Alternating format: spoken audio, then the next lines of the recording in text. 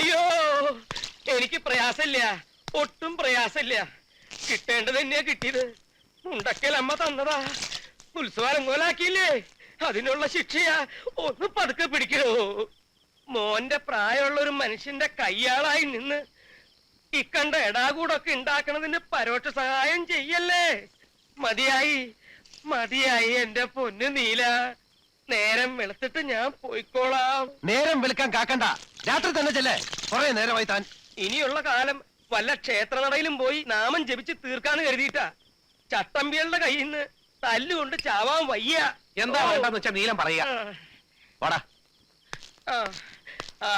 അതെ, നന്നായിട്ടുണ്ട്. രാത്രി തന്നെ പണം നയിക്കാനാ. നടക്കട്ടെ നടക്കട്ടെ. ഭാര്യയുടെ ദേഹത്ത് കൈവയ്ക്കാന്ന് പറഞ്ഞാൽ അത് എന്നെ തല്ലുന്നതിനേക്കാളും എനിക്ക് നോവും. ശരീരത്തിനല്ല, മനസ്സിന്.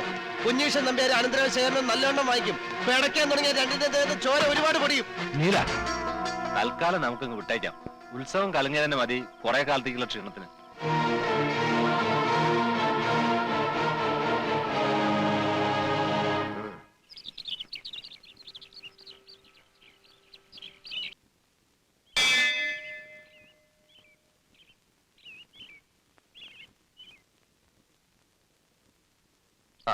ഞാൻ പറയായിരുന്നു, ആ ശബ്ദം അച്ഛന്റെ തന്നെ.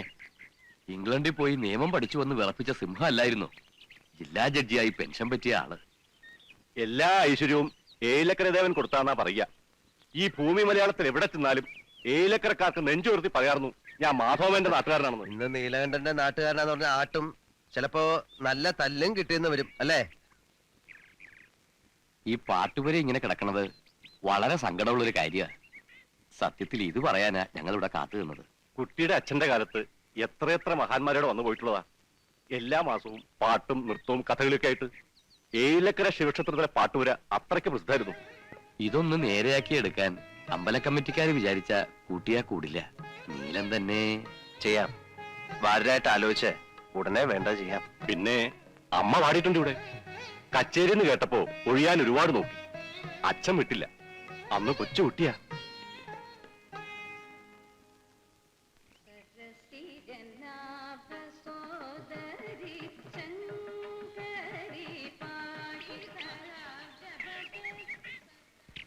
അമ്മയെ പോയി കാണാറില്ല അല്ലേ? മംഗലശ്ശേരിക്ക് വരില്ല എന്ന് വായിച്ചു തന്നെയാ.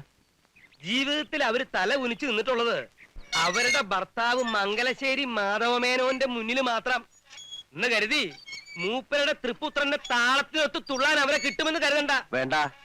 പക്ഷെ മംഗലശ്ശേരി മാധവമേനോന്റെ തൃപ്പുത്രനും ഉണ്ട് ചില വാശികളൊക്കെ. ഇത്രയും കാലമായിട്ട് ഇങ്ങോട്ട് തിരിഞ്ഞു നോക്കിയില്ലെങ്കിൽ ഇനി ഞാൻ പോയി വിളിക്കുന്ന ആരും കരുതണ്ട. വരില്ല. ഇത്തിരി വേദനിച്ചിട്ടാണ് സ്വന്തം വീട്ടിലേക്ക് ഇറങ്ങിപ്പോയത്. എന്ത് വേദനിച്ചു താൻ ഈ പറയണേ? ഞാൻ വിസ്തരിക്കണോ? താൻ ഛർദിക്കേ. കള്ളുകുടിയും പെണ്ണുപിടുത്തവും പിന്നെ നാടൊട്ടുക്ക് ചട്ടമ്പിത്തരവും അങ്ങനെ നടക്കുമ്പോ പല കുറി വിളിച്ചുപദേശിച്ചില്ലേ? നിർത്തിയോ? ഒടുക്ക ഇവിടത്തെ പത്തായപ്പുരയില് കണ്ടമാനം നടക്കുന്ന പെണ്ണുങ്ങളെ രാത്രി കൊണ്ടുവന്ന് കേറ്റാൻ തുടങ്ങിയില്ലേ? ചന്ദ്രാലയം സുഭദ്രാമ എന്നൊരു അറുവാണി ഞാൻ പറയണില്ല. എന്നെ നീലകണ്ണ കല്യാണം കഴിക്കാൻ പോണെന്ന് നാടൊട്ടുക്കെ പറഞ്ഞ് നാറ്റിച്ചില്ലേ? അത്രയായപ്പോഴല്ലേ അമ്മ പടി ഇറങ്ങിപ്പോയത്. അതെ, എല്ലാം ശരിയാണ്. പക്ഷെ പറയുമ്പോ എല്ലാം പറയണം. അന്ന് അമ്മ ഇറങ്ങിപ്പോയതിന്റെ അന്ന് തൊട്ട് നിർത്തിയില്ലേ എല്ലാം. പിന്നെ താൻ കണ്ടിട്ടുണ്ടോ പെണ്ണുങ്ങളുമായിട്ടുള്ള ഇടപാട്? ഈ പറയണ സുഭദ്ര വർണ്ണ വഴിക്കെതിരെ പോലും ഞാൻ പോയിട്ടുണ്ടോ? ഉണ്ടോണോ? എന്താ തന്റെ നാക്കിറങ്ങിപ്പോയോ? നാക്കല്ല, ഈ ഉടൻ ഒന്നായിട്ട് അങ്ങ് പാതാളത്തിലേക്ക് ഇറങ്ങിപ്പോണേന്നാ ഇപ്പൊ എന്റെ പ്രാർത്ഥന. അതൊരു ദിവസം ഞാൻ തന്നെ ചവിട്ടി താഴ്ത്തും. ഓ നീല, തിരിച്ചു വരുമോ ഇല്ലയോ എന്നുള്ളതല്ല, ഒന്ന് പോയി കാണണം. നല്ല സുഖമില്ലാതെ കിടപ്പിലാണെന്നല്ലേ കേട്ടത്? സുഖമില്ലെങ്കിൽ അവിടെ ആംഗ്ലമാര് തമ്പുരാക്കന്മാരുണ്ടല്ലോ നോക്കാൻ, ഏഭ്യന്മാര്. അവറ്റയുടെ മുഖം കാണുമ്പോ തുടങ്ങും എനിക്ക് പേര് വരില്ലെന്ന് അങ്ങോട്ട് അരിച്ചു കയറാൻ. അമ്പിനും ബില്ലിനും അടുക്കില്ല എന്ന് പറഞ്ഞ ഞാൻ എന്താ ചെയ്യാ? താനൊന്നും ചെയ്യണ്ട. പറയണത് അങ്ങോട്ട് കേട്ടാ മതി. എനിക്ക് കുറച്ച് കാശ് വേണമല്ലോ. ഇത്തിരി താമസം ഉണ്ടല്ലോ. മഷി ഉണങ്ങാൻ വടക്കേപ്പുറത്ത് വെയിലത്തിട്ടിരിക്കുക. ഈയിടെ ആയിട്ട് തന്റെ ഹ്യൂമർ സെൻസ് ഇത്തിരി മെച്ചപ്പെട്ടിട്ടുണ്ട്. Thank you. ഒന്ന് പറഞ്ഞിട്ട് പോന്നില്ല. പാട്ടുപേരുടെ പണി എന്ന് പറയുമ്പോ ആശാരിമാരെ ഏൽപ്പിക്കണ്ടേ? അടിയോടിയുമായി ആലോചിച്ച് വേണ്ട ചെയ്യൂ. താൻ ഏതെങ്കിലും മരങ്ങോടൻ ആശാരിയെ വിളിച്ചേൽപ്പിച്ചാൽ ശരിയാവില്ല. കുളിമുറി ഉണ്ടാക്കുകയല്ല. ഉവ്വ്. അപ്പൊ ബഡ്ജറ്റ് എങ്ങനെയാ? ബാങ്കിലൊന്നുമില്ല. അതാ ഞാൻ മലയാളത്തിൽ തന്നോട് പറഞ്ഞത്. ആ മടിച്ചേരിയിലെ വസ്തു നമുക്ക് വിൽക്കാന്ന്. താൻ എന്താ നോക്കണേ? വാലിയുടെ 6 അടി പോരെ നീലെന്നെ നല്ല സുഖമായിട്ട് നീണ്ടു നിവർന്ന് കിടക്കാൻ? ബാക്കി മുഴുവൻ നമുക്ക് വിറ്റ് തുലയ്ക്കാവണോ? ഡീസൽ അടിച്ചോ? എങ്ങോട്ടാണാവോ? ഓ, ഞാനിന്ന് വെസ്റ്റ് ജർമ്മനി വരെ പോവാ. ഇയാൾ വരുന്നോ? എന്റെ സേവരെ നോക്കിക്കൊള്ളണേ. തഞ്ചാവൂർ ഇപ്പൊ ചൂടെങ്ങനെ? ഓ ഇപ്പൊ ശീലായിപ്പോയി. വർഷം 5 ആയില്ലേ. ഇവിടെയും വേനൽ കഠിനം തന്നെ. ദാ കണ്ടില്ലേ?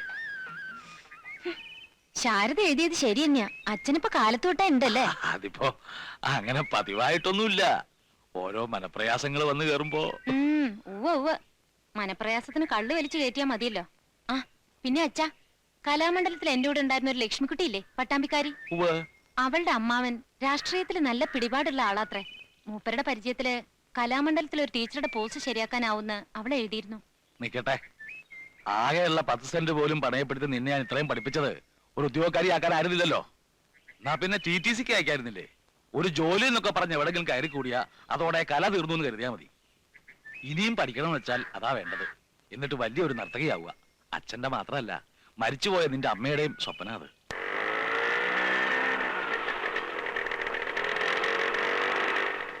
എന്താ ബാനു, അറിയോ ലീലെടുത്തിന്റെ അങ്ങനെ ചോദിക്കണത്?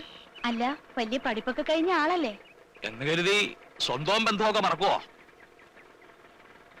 ഭാനു ആളകം മാറിട്ടോ. നേരം കിട്ടിയാ ഒന്ന് അങ്ങോട്ടൊക്കെ ഇറങ്ങോ? വരാലോ. എന്നാ പോവാം വാസുട്ടാ. ആ. ലീലയെടുത്തിയുടെ നാക്കിന് ഒരു മാറ്റവും ഇല്ല. അസത്ത അതെ വഷളൻ.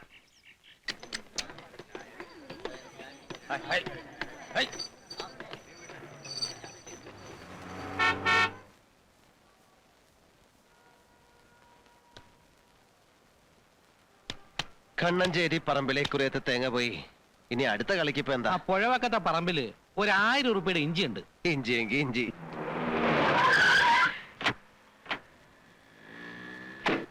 അവൻ ഇങ്ങോട്ടേക്ക് വന്നില്ലേടാ ആ നീലകണ്ഠൻ. എന്റെ ശേഖരനെ ആൾക്കാർ വട്ടം പിടിച്ച് നിർത്തിയിട്ടാ. ഇല്ലെങ്കിൽ ഇന്നലെ തന്നെ തീർന്നേനെ ഇവന്റെ കഥ. ഇവൻ മൂർഖനാണെങ്കിൽ അത് വ്യാജ വെമ്പാലയാ. ചെവിക്ക് നുള്ളിക്കോളാൻ പറയാ അവനോട്.